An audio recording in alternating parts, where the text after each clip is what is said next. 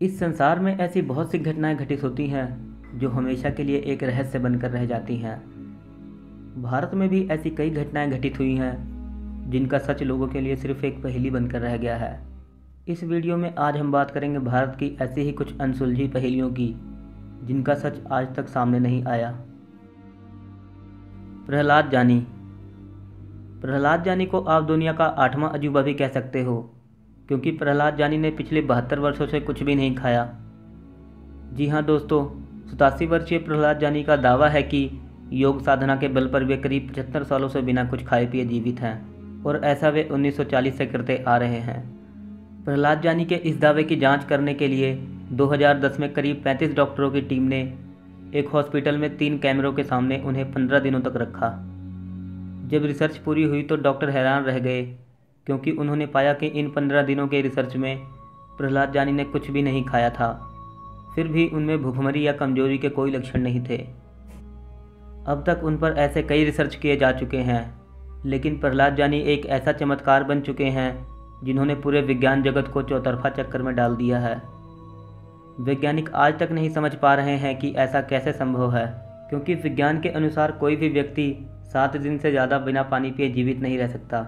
लेकिन 87 वर्षीय प्रहलाद जानी विज्ञान को पिछले 75 सालों से चुनौती देते आ रहे हैं और पूरी तरह से स्वस्थ और रोग मुक्त हैं। दोस्तों, अगर इनके भूखे रहने का पता लग जाए तो हमारे देश में किसी भी तरीके की भूखमरी ना हो और देश पूरी तरह से स्वस्थ रहे। शांति देवी। शांति देवी जब महज 4 साल की थी तभी से उन्हें अपने पिछले जन्म की बातें परेशान करने लगी। दिल्ली में रहने वाली शांति देवी अपने माता पिता से कहने लगी कि उसका घर मथुरा में है और उसके पति उसकी राह देख रहे हैं, लेकिन घर वालों ने उसकी बात को नज़रअंदाज कर दिया। 6 साल की उम्र में जब उसे स्कूल में दाखिल करवाया गया तो वहाँ सभी को यही कहती कि वह शादीशुदा है और बच्चे के जन्म देने के 10 दिन बाद उसकी मृत्यु हो गई थी। जब उसके अध्यापकों और स्कूल में पढ़ने वाले अन्य बच्चों पर इस मसले पर बात की गई तो सभी का यह कहना था कि वह मथुरा की देहाती भाषा में बात करती है और बार बार अपने पिछले जन्म के पति केदारनाथ का नाम लेती है। स्कूल के हेडमास्टर ने इस बात में रुचि दिखाई और उन्होंने मथुरा में रहने वाले केदारनाथ को ढूंढ निकाला, जिनकी पत्नी लुगदी देवी की मौत बच्चे के जन्म देने के 10 दिन बाद हुई थी। उसके बाद केदारनाथ और उसके बेटे को दिल्ली बुलाया गया और शांति देवी के सामने अलग अलग नाम से पेश किया गया, लेकिन शांति देवी ने उन्हें देखते ही पहचान लिया कि ये लुगदी देवी का परिवार है। उसके बाद शांति देवी ने केदारनाथ जी को अपने कई घटनाओं के बारे में बताया, जिससे केदारनाथ को पूरी तरीके से विश्वास हो गया कि ये शांति देवी उसकी पत्नी है। इस घटना ने विज्ञान के आगे कई प्रश्न खड़े कर दिए और अंत में निष्कर्ष निकला कि शांति देवी के रूप में ही लुगदी देवी ने दूसरा जन्म लिया है। यह घटना आज भी देश की सबसे बड़ी अनसुलझी घटनाओं में से एक है। राजमोहन। दुनिया भर में ऐसे कई लोग हैं जो अपने अजीबोगरीब कारनामों के कारण चर्चा में रहते हैं। ऐसे ही एक शख्स केरल के रहने वाले राजमोहन नायर हैं। आपको जानकर हैरानी होगी कि केरल के कोल्लम में रहने वाले राजमोहन 500 वाट तक बिजली के झटके को बर्दाश्त कर लेते हैं। इस कारण राजमोहन के कारनामे की चर्चा देश ही नहीं बल्कि विदेशों में भी खूब होती है। हिस्ट्री चैनल के प्रमुख reality show Stanley super human में भी राजमोहन अपना परफॉर्मेंस दिखा चुके हैं। राजमोहन अपनी बॉडी पर बिजली के तार को लपेटकर बल्ब जलाने का कारनामा दिखा चुके हैं, इसलिए लोग उन्हें इलेक्ट्रिसिटी मोहन के नाम से भी जानते हैं।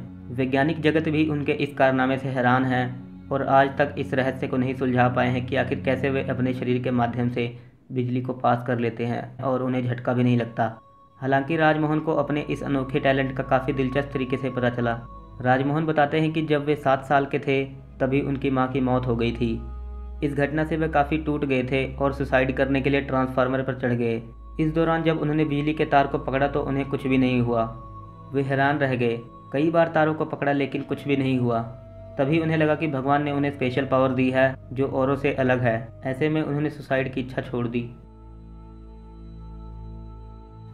दोस्तों, अगर वीडियो अच्छी लगी हो तो वीडियो को लाइक ज़रूर करें और अगर आप हमारे चैनल पर पहली बार आए हो तो चैनल को सब्सक्राइब करें ताकि हमारी आने वाली नई वीडियोस आप मिस ना कर सकें। मैं आपसे मिलूँगा एक और नए एपिसोड के साथ। तब तक के लिए नमस्कार।